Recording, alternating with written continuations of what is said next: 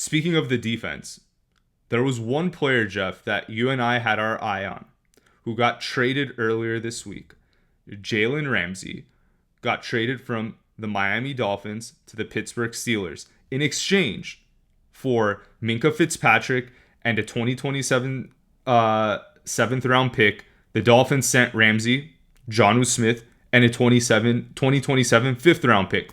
We both talked about this. We like Jalen, but at the right price. Jeff, did we? I mean, clearly we got outbid here, but there was a line we weren't willing to cross. Yeah, and now that I know when it first came out, people were like, "Oh my God, wait till we see what was given up before we jump." And there were some people who jumped on it and were like, "Oh my God, we obviously missed on this one again." And then you see what they got for him, and I'm like, no, the Falcons didn't miss anything. There was not a single player that the Falcons, when you look at this, there's not a single guy. Or I should say, in this case, Jalen Ramsey. I wouldn't have made that trade. When you look at what was given up and what they got in return, and no, that the Falcons were never going to be in that. And on top of that, right? Because everybody kept saying, "Oh, well, the Falcons would only have to pay him, $7 million this year. The Dolphins are going to eat." No, that turns out the Dolphins aren't going to eat a bit of that. The Steelers are going to pay his entire contract this year, and so they obviously wanted him completely off the books. And so when you look at all of those things, the Falcons were never going to be in on him. And again, comes out, a player mentions he'd love to come play in Atlanta, and everybody starts going, "Holy shit, let's go get this guy." But ultimately, we never heard what the team wanted for him. And when we found out what they got, it was never going to be realistic. And I don't think any Falcons fans should be pissed off with the Falcons for not making that deal. Jeff, is it fair for me to say that the equivalent, if we did do this trade, the equivalent would be us giving up Jessie Bates, right? I mean, Minkah Fitzpatrick, 3-time first-team All-Pro, 5-time Pro Bowler. If you asked me last week, would you include Jessie Bates in a deal for Ramsey? My answer wouldn't just be no. It would be fuck no. There's no way in hell we would include Bates in a deal for Ramsey.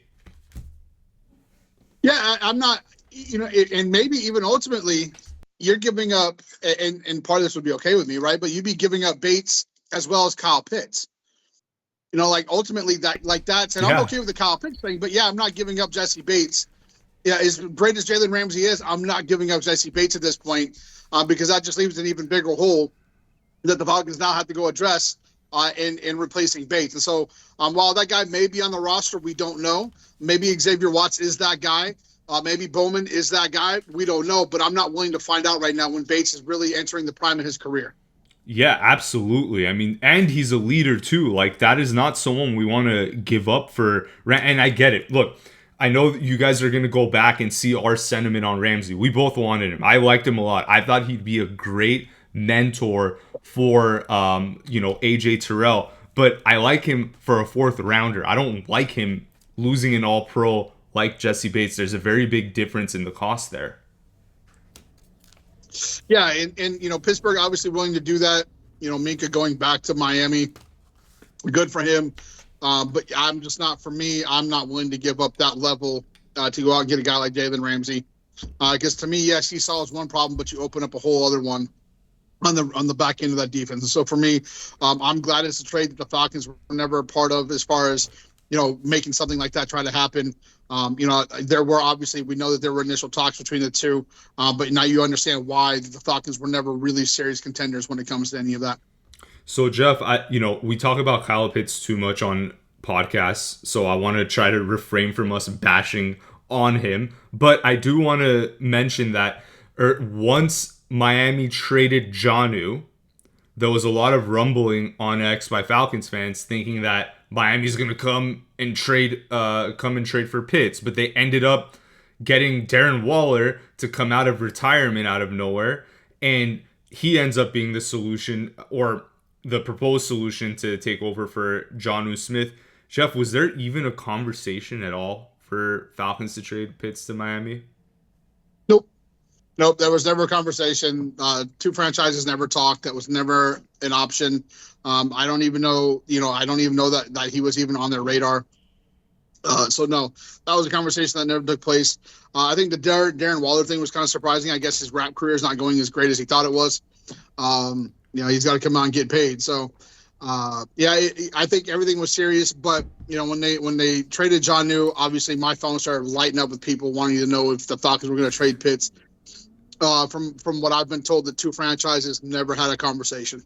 Wow, that's interesting. And for those of you that are into fantasy football, obviously Darren Waller jumping right back into the mix caught a lot of attention. But I'll tell you what, the guy's 33 years old. He hasn't played in 3 years. Not usually a great recipe. Even if you pull Tom Brady out of retirement without playing 3 years in the league, it doesn't usually end up well. So for those of you that play Dynasty or anything like that, you don't want to blow all your free agency budget fab on that or whatnot. So I'd stay away.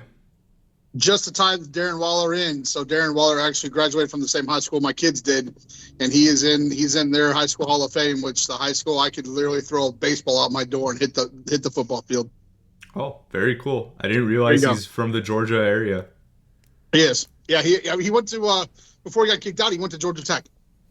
Oh, interesting. I mean, look, the guy is talented, no doubt. But I mean, when you spend that much time out of the league, like I have my doubt, especially if you're not a psychopath, right? Like I know I just said like even Brady coming off the couch without 3 years would probably be difficult, but he's a psycho. If anyone could do it, it's someone like that.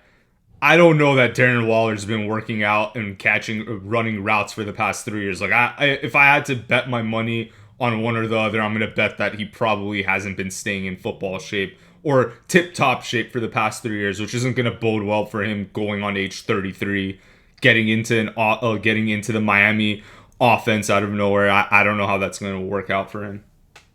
No, I completely agree.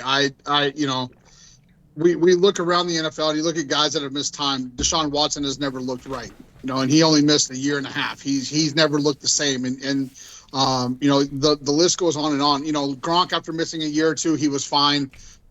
But Darren Waller's not Gronk. He's just not. And so I agree with you. It's really hard to miss that kind of time.